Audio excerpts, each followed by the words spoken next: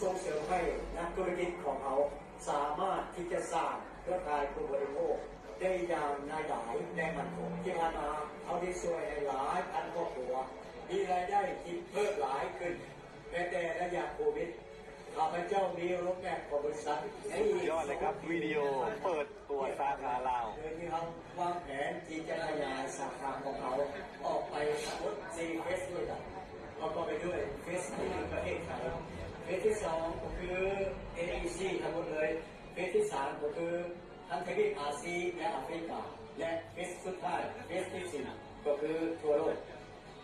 ซึ่งขณะนี้เฟสที่1ประเทศไทยได้ลงรับปักฐานแล้วเป็นที่เรียบร้อยเฟสที่2 AECD กำลังตามมาเอามีสำนักงานที่กัมพูชาเรียบร้อยแล้วไหนก็จะนำมาด้วยประเทศลาว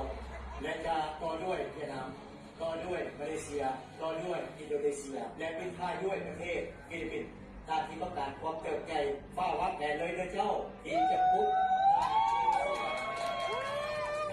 บริษัทเอโอเอสเขาจะเป็นบริษัทที่ก่อนดีสินแล้วก็เป็นเพราะมันคงบ่มีความเสี่ยงเขามีการวางแผนทางบริษัทของพวกเขาเข้าไปจดทะเบียนในตลาดหลักทรัพย์ในปี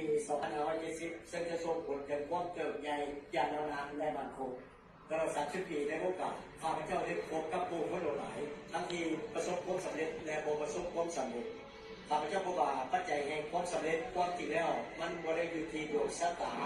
หรือว่าโชคลาภใดๆมันก็อยู่กับว่าเขาคนนั้นได้พบกับโอกาสที่แม่นโอกาสที่เหมาะสมกับตัวเขาและในขณะนั้น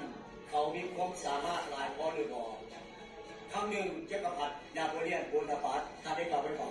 ability without opportunity means nothing ความสามารถที่บ่มีซึ่งโอกาสยังบ่มีความหมายอาจเป็นสังเกตออกตัวบ่ว่าบางครั้งอาจจะมีเพื่อนบางคนที่เก่งหลายมีความสามารถเฉพาะตัวสูงหลายแม้กระทั่งแกจบระดับสูงจบพอระดับปริญญาเอกเลยแต่เขาเจ้าเรานั้นขัดยังอยู่กับสิ่งพอได้บรรลุผลสำเร็จในชีวิตเลยแล้วพอ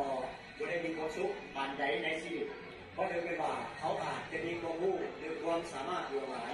แต่เขาอาจจะอยู่ในวงการหรืออยู่ในโอกาสที่บ่ถูกต้องจึงให้เขาเจ้าเรานั้นพอประสบความสำเร็จดังใจนั่นเองมื้อนี้ A4S เขามีโอกาสที่แม่นสำหรับทางและเขายังมีระบบสู่ความสำเร็จที่พร้อมที่จะพัฒนาศักยภาพของเขาให้เติบใหญ่หลายขึ้นเดี๋ยวนี้ผลลัพธ์อันคาดไม่ถึงข้าพเจ้ากำลังรอคากันอยู่เดี๋ยวพบกันเด้อ